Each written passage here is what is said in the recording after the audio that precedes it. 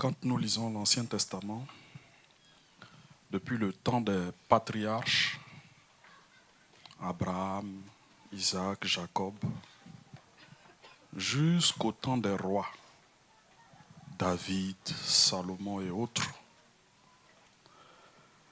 quand nous suivons le parcours des enfants d'Israël, depuis le désert jusqu'à la terre promise, on peut constater que le péché de l'idolâtrie revient sans cesse dans l'histoire d'Israël.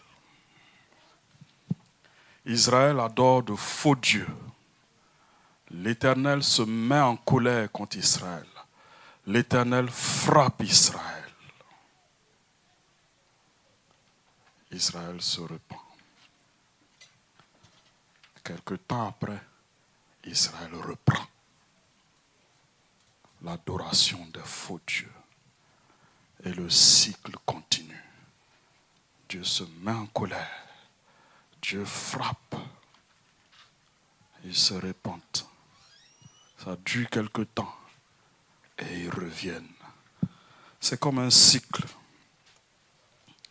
Malgré la loi extrêmement claire, la loi de Dieu est trop claire. Il dit, vous ne ferez pas de représentation. Vous ne vous prosternerez pas devant. Vous ne servirez pas ces choses. Malgré la clarté de la loi de Dieu, malgré les avertissements multiples au travers de la voix des prophètes. Lisez tout l'Ancien Testament. Et malgré les jugements extrêmement sévères de l'idolâtrie, on retrouve Israël toujours plongé dans ce même péché de l'idolâtrie. Et les récits de l'Ancien Testament sont un témoignage. C'est un témoignage clair, un avertissement très important pour nous qui faisons partie de cette génération.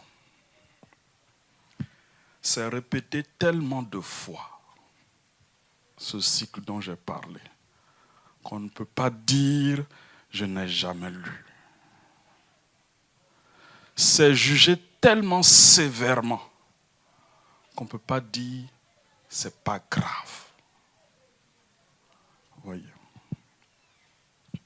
Le premier commandement a posé les bases. Exode 20, verset 2. Je suis l'Éternel ton Dieu. Tu n'auras point d'autre Dieu devant ma face.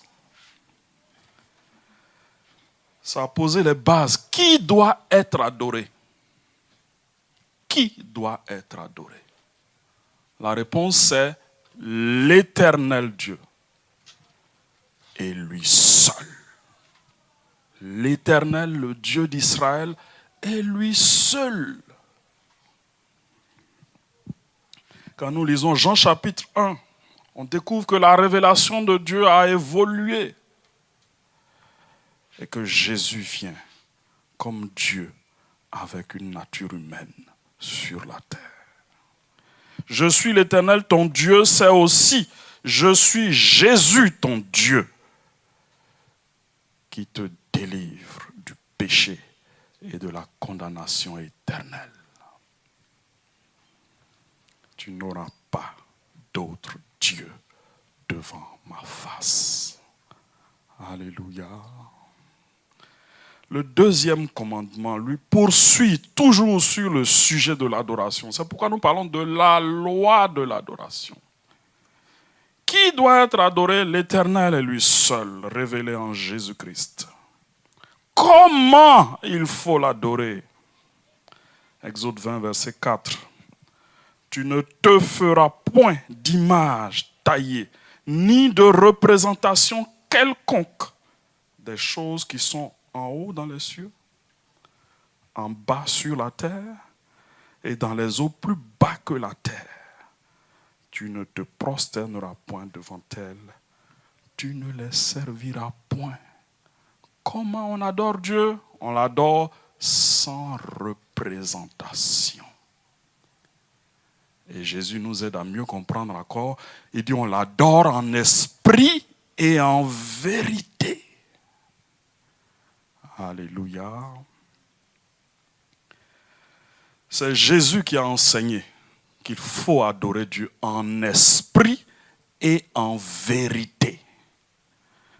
Alléluia. Et il n'a pas fait qu'enseigner cela. Il l'a dit, il a enseigné et il a pratiqué. Alléluia. Il a dit, enseigner et pratiquer. Et c'est avec Jésus que la réponse à la question comment adorer Dieu devient de plus en plus claire. C'est avec Jésus que ça devient de plus en plus clair. Il est venu pour qu'on comprenne mieux le deuxième commandement, parce qu'il l'a lui-même pratiqué. Si vous avez suivi cette étude, déjà au premier commandement, on a dit que Jésus est Dieu digne d'être adoré, mais il est aussi adorateur. Donc, si c'est compliqué, tu ne sais pas comment on fait, regarde à la vie de Jésus. Parce qu'il a laissé l'exemple de sa vie. Alléluia. Sans Jésus, l'adoration peut paraître floue, mais avec Jésus, ça devient beaucoup plus clair. Beaucoup plus clair. Alléluia. Jésus est Dieu prenant une forme humaine pour nous aider à connaître Dieu davantage et pour nous aider à adorer Dieu comme il se doit. Voilà qui est Jésus. Il est venu habiter parmi les hommes d'une façon extraordinaire. Il est né d'une femme d'Israël appelée Marie. Alléluia. Il a choisi des apôtres pour faire la mission que le Père lui a donnée. Et je ne cite pas au hasard Marie et les apôtres. Vous comprendrez dans la suite. La venue de Jésus est tellement importante pour l'adoration, pour savoir comment il faut adorer, pour comprendre les commandements que Dieu a laissés, que ça montre tout. Tout devient clair avec la venue de Jésus-Christ. Comment donc comprendre ce commandement, ce deuxième commandement, à la lumière de la venue de Jésus sur terre? Comment éviter les nouveaux pièges qui sont tendus dans l'adoration avec la venue de Jésus sur terre? Et enfin, comment adorer Jésus? Voilà les trois questions qui vont nous préoccuper durant cette étude de ce matin. Nous poursuivons donc notre série sur la loi de l'adoration et nous sommes à la deuxième partie du deuxième commandement. Et nous allons lire plusieurs textes bibliques. Vous allez comprendre le lien après. On va prendre 5 textes bibliques. On est ensemble? Ok. Prenons nos Bibles. D'abord dans Matthieu chapitre 13. Matthieu chapitre 13.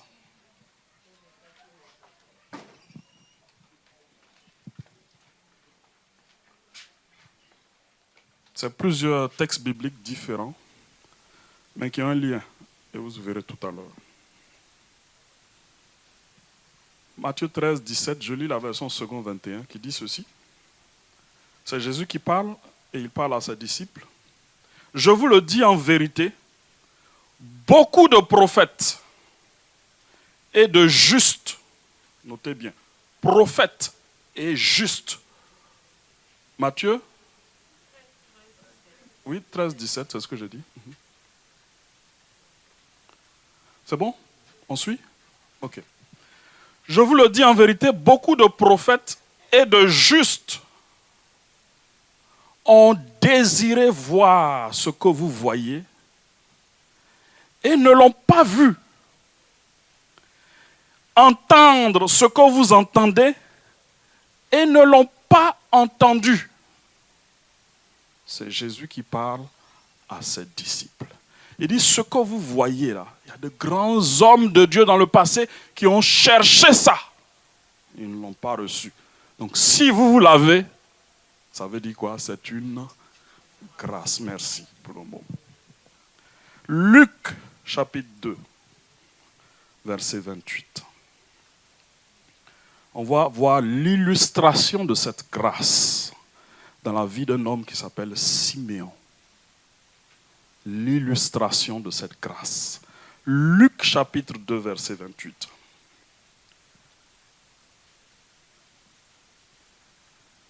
Je vous laisse trouver. Donc, Jésus parle de quel privilège, de quelle grâce? C'est juste pour que vous retrouviez et puis pour nous aider à bien voir le fil. Voir et entendre. Ok. Ce que les disciples voyaient, ils entendaient. En rapport avec Jésus, bien sûr, ce n'est pas avec autre chose. Luc 2, 28 dit ceci. Il le prit dans ses bras, c'est Siméon, un homme âgé qui attendait de voir le salut de Dieu. Bénit Dieu et dit, verset 29, maintenant Seigneur, tu laisses ton serviteur s'en aller en paix, conformément à ta promesse, car mes yeux ont vu ton salut. Alléluia.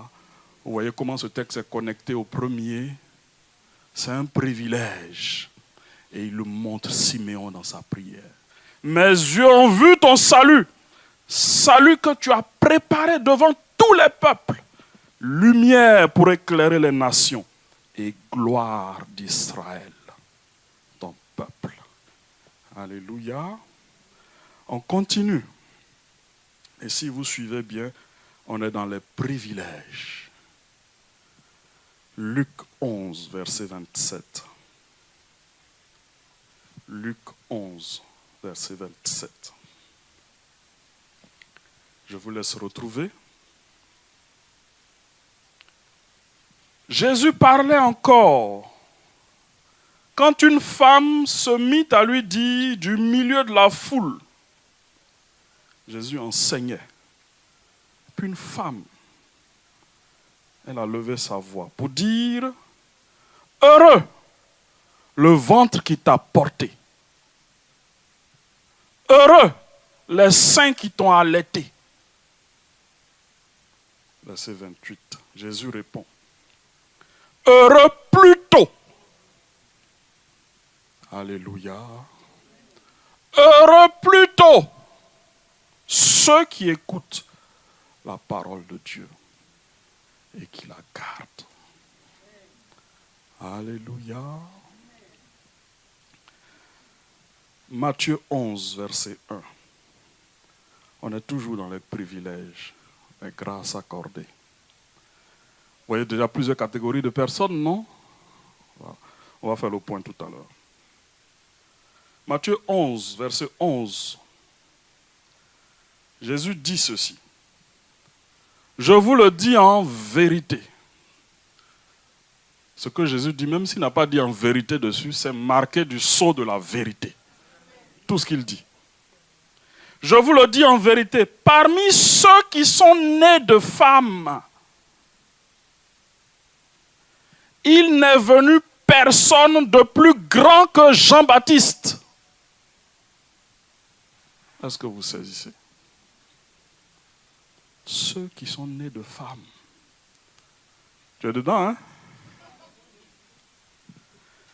Il n'est venu personne de plus grand que Jean-Baptiste. Cependant, le plus petit dans le royaume des cieux est plus grand que lui. Ça paraît encore un peu difficile à saisir, mais Jésus va nous aider. Je termine avec Jean 20, 27 qui dit, puis il dit à Thomas, avance ton doigt ici et regarde mes mains, avance aussi ta main et mets-la dans mon côté, ne sois pas incrédule, mais crois.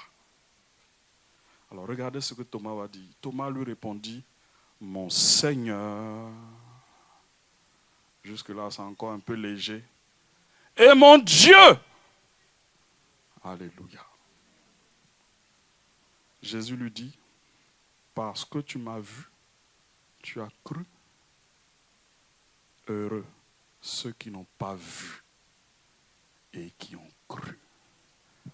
Alléluia. Que Dieu nous aide à saisir sa parole. Je vais parler de 3 points.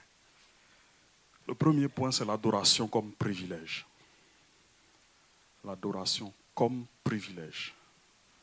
Le deuxième point, c'est les pièges de l'adoration de Jésus. Et le troisième point, quelques implications liées à cela. L'adoration comme privilège, les pièges de l'adoration de Jésus, et puis quelques implications. Alors parlons des privilèges. Jésus parle du privilège de ceux qui ont vu et entendu. Il faut bien saisir le privilège dont Jésus parle. Quand Jésus était sur terre, c'est Dieu qui était sur terre. Alléluia. Venu en chair parmi les hommes, c'est un moment spécial de l'histoire. Dieu vient habiter au milieu des hommes. On peut le toucher, on peut lui parler. C'est un moment spécial. Alléluia.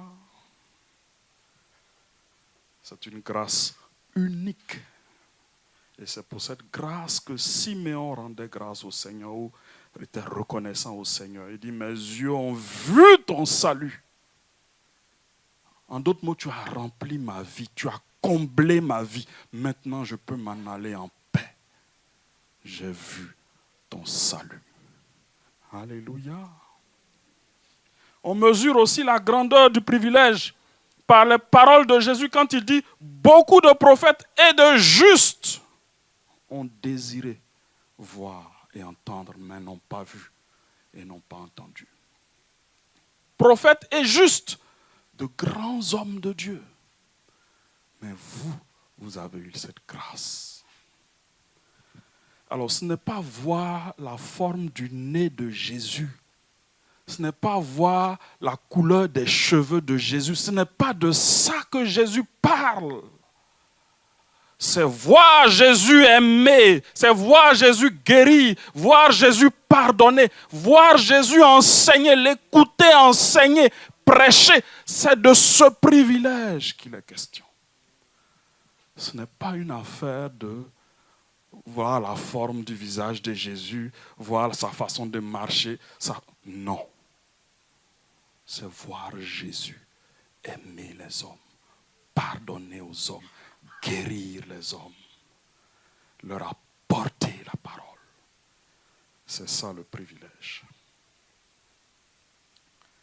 Comme Siméon dit, salut que tu as préparé devant tous les peuples. Il veut nous aider à mesurer le temps que Dieu a mis pour préparer ce salut. Depuis Adam, Dieu avait annoncé la postérité de la femme écrasera la tête du serpent. Dieu avait annoncé que le Messie allait venir, né d'une femme, parce qu'il n'est pas né d'un homme. C'est pourquoi on parle de postérité de la femme, qui va écraser la tête du serpent, qui va détruire le diable et anéantir ses œuvres. Jésus avait été annoncé depuis Genèse. Mais ça a mis, d'après les datations bibliques, près de 4000 ans pour arriver. Plusieurs générations d'hommes sont passées. Plusieurs ont voulu voir. Je peux citer Abraham qui a voulu voir. Alléluia. Parce qu'Abraham a eu le même cœur que Dieu le Père, prêt à sacrifier son fils. Abraham a voulu voir. David aussi certainement a voulu voir. Ésaïe a voulu voir. Il a écrit beaucoup sur Jésus. Beaucoup de prophètes et de justes ont voulu voir. Mais la grâce était accordée aux gens du temps de Jésus. Alléluia. La mère de Jésus a aussi reçu une grâce unique. Alléluia.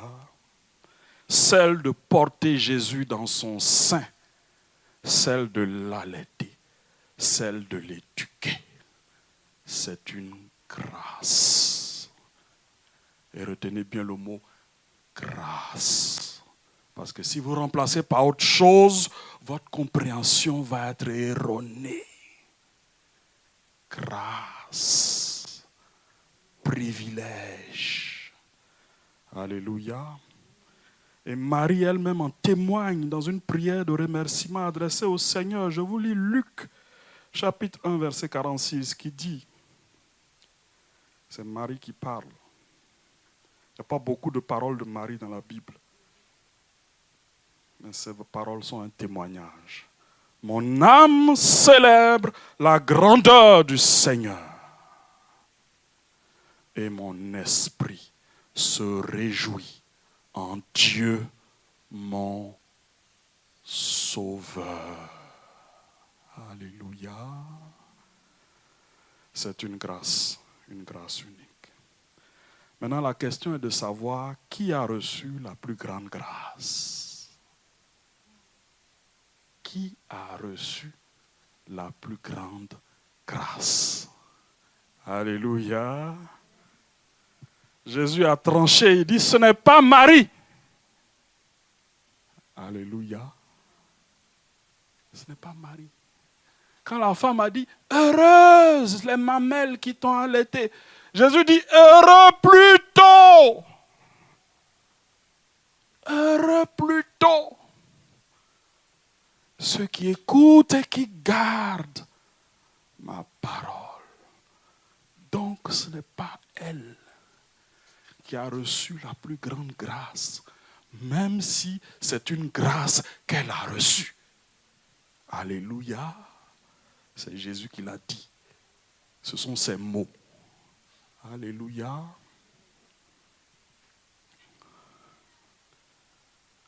Alors qu'est-ce que ça veut dire? Marie a reçu une grâce, mais la grâce d'écouter, de mettre en pratique la parole de Dieu est plus grande que cette grâce. Ça veut dire quoi? Elle a reçu une grâce, certes, mais si elle-même, elle n'écoute pas et elle ne met pas en pratique, c'est vain. C'est une grâce vaine. Elle a besoin elle-même d'écouter, de mettre en pratique. Et elle va elle-même goûter à des grâces plus grandes que cette grâce d'avoir enfanté Jésus. Alléluia. La grâce d'avoir enfanté Jésus, c'est une grâce limitée dans le temps. 9 mois, quelques années pour l'éduquer, c'est fini. Mais celui qui écoute la parole, qui la garde, est en communion avec Dieu pour l'éternité. C'est une grâce plus grande. Alléluia. C'est une grâce plus grande. Alléluia. La grâce d'être sauvé est plus grande, même que la grâce d'enfanter Jésus. Alléluia.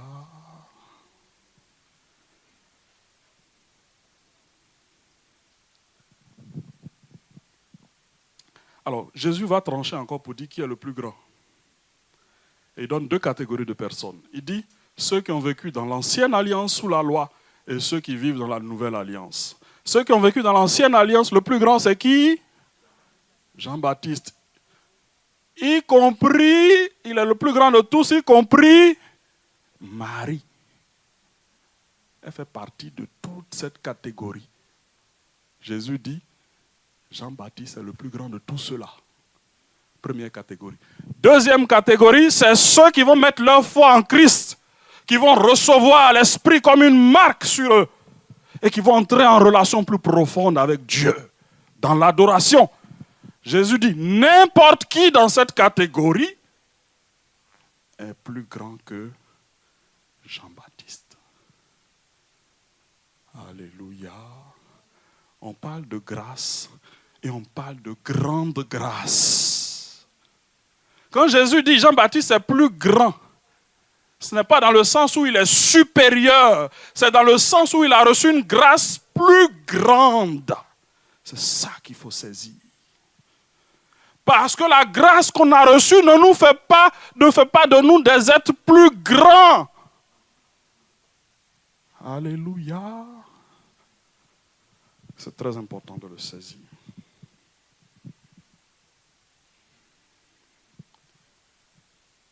La plus grande grâce, c'est l'adoration. Alléluia. C'est ça la plus grande grâce. Et ça passe par la foi en Jésus-Christ. Soumettre sa vie à Jésus, le servir, c'est un privilège plus grand que tous les autres. L'adorer est notre plus grand privilège. Alléluia. Et c'est pourquoi quand Thomas s'écrie « Mon Seigneur et mon Dieu », Jésus lui répond « Mais c'est parce que tu as vu que tu crois. Heureux. Qui? Ceux qui n'ont pas vu et qui croient. » Voilà une belle explication du deuxième commandement. Seigneur, je veux t'adorer. J'ai besoin d'une représentation pour t'adorer. Tu n'en as pas besoin. Tu as besoin de la foi. La foi est plus puissante. La foi te connecte à Christ. Alléluia. Et tu hérites de tout ce qui est en Christ par ta foi. Alléluia. Ce n'est pas une affaire de voir, c'est une affaire de croire. Ce n'est pas une affaire de représentation, c'est une affaire de parole. Mettre sa confiance dans la parole de Dieu. Alléluia. Comment je peux adorer si je n'ai pas fait de représentation? C'est par la foi que tu vas adorer. Alléluia. Jésus, il est plus grand que tous. Et comme je l'ai dit tout à l'heure, c'est lui qui fait que la grâce est grande. Alléluia. C'est parce que ce qu'il a fait par rapport à Jésus est plus grand. L'intimité ou le rapport qu'il a eu avec Jésus est le plus grand. C'est lui qui a annoncé au monde entier. C'est un privilège. Vous savez, les journalistes, ils aiment les scoops. Alléluia. C'est Jean-Baptiste qui a été désigné par Dieu pour dire, voilà le sauveur du monde. Alléluia. Jésus dit, c'est le plus grand privilège. Les autres, ils ont dit, il va venir, il va souffrir. C'est ce qu'Ésaïe a dit. Il va souffrir. Mais Jean-Baptiste dit, le voilà, c'est lui qui est là. Alléluia. C'est une grâce. Alléluia. Donc c'est Jésus qui fait que la grâce est grande. Alléluia. C'est le lien avec Jésus qui fait que la grâce est grande. Donc quand tu es en relation avec Jésus, tu as la plus grande des grâces. C'est parce que c'est Jésus qui fait la grandeur de ta grâce. Alléluia. Je parle des pièges de l'adoration. Alors les pièges sont les suivants. Associés à l'adoration de Jésus, l'adoration de sa mère, c'est un piège pour l'adoration. Associé à Jésus, l'adoration des apôtres, des serviteurs de Dieu, des pasteurs, c'est un piège pour l'adoration. Et c'est un piège à éviter. Quand je parle d'adorer Marie ou des saints, je parle de prier. Quand tu pries, tu adores. Si tu fais une représentation, tu te prosternes devant, tu adores. Alléluia. Quand tu mets ta confiance, tu adores. Parce que c'est ça l'adoration. Mettre sa confiance en Dieu. Prier Dieu lui seul. se prosterner devant lui et lui seul. Alléluia. Alors, sachons éviter ces pièges. Parce que, en voulant adorer Marie, ce n'est pas la Marie qui a eu la foi en Christ, qui est sauvée, qui est au ciel, que tu adores. Tu adores des esprits séducteurs. Je l'ai déjà dit le dimanche passé. 2 Corinthiens 11, 14. Et ce n'est pas étonnant, puisque Satan lui-même se déguise en ange de lumière. Il est fort dans l'art de se déguiser. Tu vas voir Marie, ce n'est pas Marie. C'est un esprit séducteur. Pourquoi? Pourquoi ce n'est pas Marie? Parce que la Bible dit qu'il est réservé aux hommes de mourir une seule fois. Après vient le jugement. C'est fini. Elle est morte, elle attend le jugement. Mais si elle a eu la foi en Christ, elle sait qu'elle est déjà sauvée. Alléluia. Donc ce n'est pas elle que tu pries. Tu pries un esprit séducteur. Parce qu'elle n'a pas la capacité de recevoir ta prière. Elle est un homme limité, comme toi et moi. Alléluia. Je vais donner 8 raisons de ne pas intégrer Marie ou les apôtres ou qui que ce soit à l'adoration de Jésus. Et je vais aller vite. Première raison. Ni Jésus, ni les apôtres n'ont enseigné à donner l'honneur ou la gloire ou l'adoration à Marie. Lisez Actes du début à la fin. Parce que Actes, c'est le livre qui montre comment les apôtres ont mis en pratique les enseignements de Jésus. Maintenant, lisez toutes les épîtres. Les épîtres montrent comment les apôtres ont réglé les problèmes qui se sont posés à l'Église primitive. Lisez, vous verrez qu'il n'y a pas de telle chose. Deuxième raison. D'après les historiens, l'adoration de Marie est apparue au 5e siècle, dans une période où la foi chrétienne était en train de se mélanger aux coutumes païennes. Troisième raison. Jésus n'est pas sorti de Marie seul. Vous le comprenez? Jésus est sorti aussi du peuple d'Israël. Et si Dieu a mis autant d'années, c'est parce qu'il fallait qu'il y ait Israël d'abord, avant qu'il y ait Marie. Vous me comprenez? Quand vous prenez Apocalypse chapitre 12, verset 1, il est question d'une femme enveloppée du soleil, la lune sous ses pieds et couronnée de 12 étoiles sur sa tête. C'est de qui il s'agit? On parle de la femme qui donne naissance à un enfant qui va gouverner le monde entier. L'enfant, c'est sûr que c'est Jésus, mais la femme, c'est qui? 12 étoiles. 12 tribus d'Israël. Et si vous voulez une deuxième confirmation, lisez Genèse 37, verset 9, le songe de Joseph. Il a parlé de 11 étoiles. Lui-même, il était la 12e. Alléluia. Donc, Jésus n'est pas sorti de Marie seul, il est sorti aussi du peuple d'Israël. Alléluia. Je suis à la quatrième raison? 4e. Marie n'est pas la mère de la nature divine de Jésus. Est-ce que vous comprenez? Quand tu dis Marie, mère de Dieu, c'est une hérésie. Elle n'est pas mère de la nature divine de Jésus. Elle est mère de la nature humaine de Jésus. Jésus a existé avant elle. Et la naissance de Jésus, ce n'est pas le commencement de sa vie. Il existait avant. Alléluia. Donc il a existé avant Marie. Et il est d'ailleurs, la Bible dit, il est le créateur de Marie. Alléluia. 5e raison. Le nom de Marie n'est pas mentionné dans la Nouvelle Jérusalem, la capitale des cieux. des nouveaux cieux. Apocalypse 21, verset 14.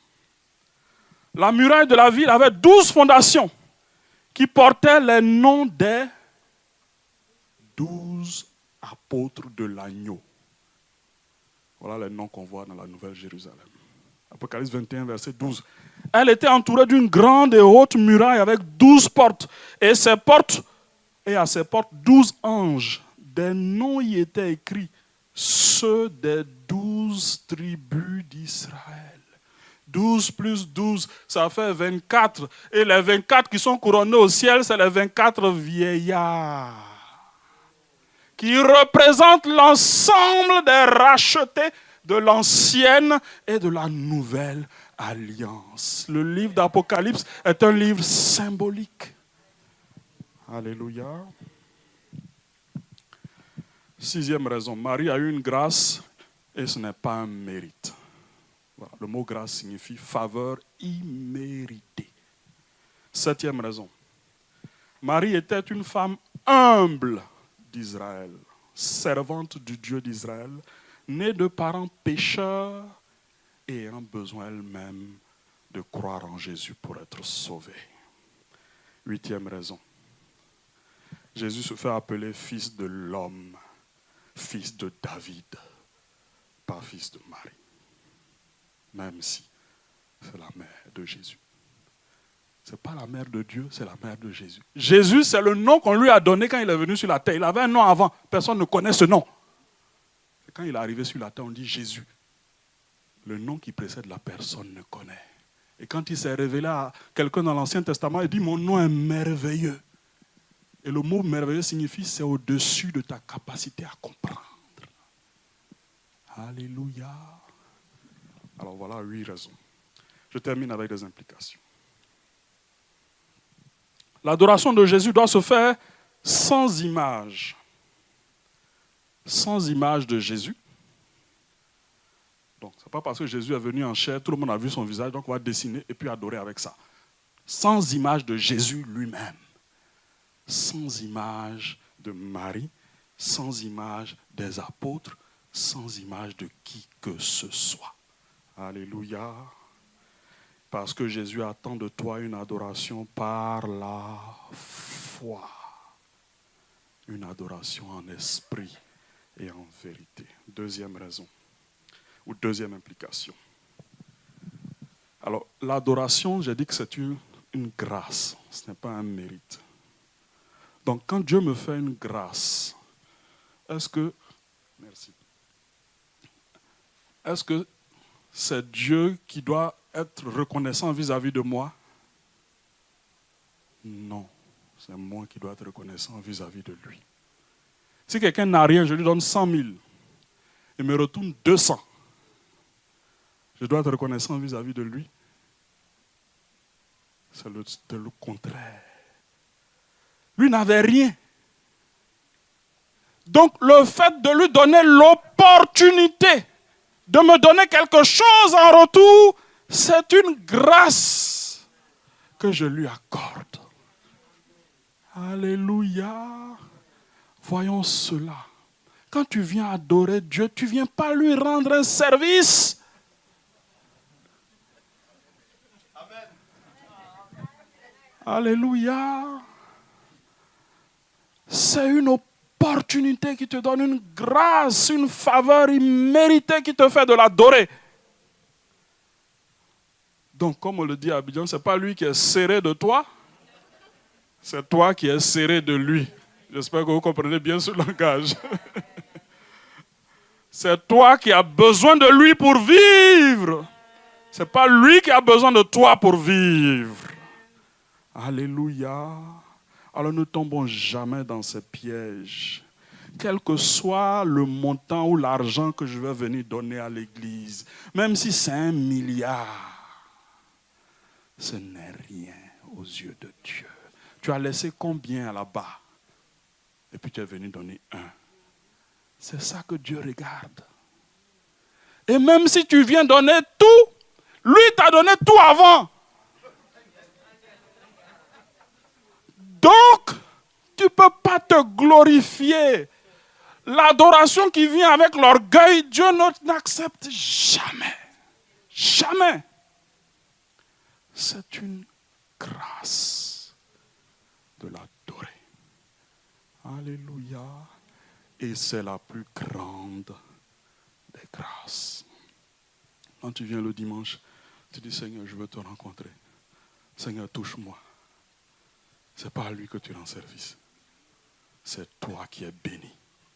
Parce qu'il t'a donné une grâce. Alléluia. Que Dieu nous aide à l'adorer ainsi. Alléluia. C'est ça l'adoration qu'il veut. Il est le Dieu suffisant. C'est-à-dire, il n'a pas même besoin de nous créer pour être heureux. C'est-à-dire, entre eux là-bas, je dis eux parce que Dieu est un en trois, ils sont contents entre eux. Le Père est comblé par l'amour du Fils. Le Fils est comblé par l'amour du Père. Le Saint-Esprit les unit. Ils n'ont pas besoin de quelqu'un d'autre. Donc, s'il t'a fait la grâce de te créer, on dit, Seigneur, moi-même, est-ce que j'existais? Tu m'as donné la grâce d'exister.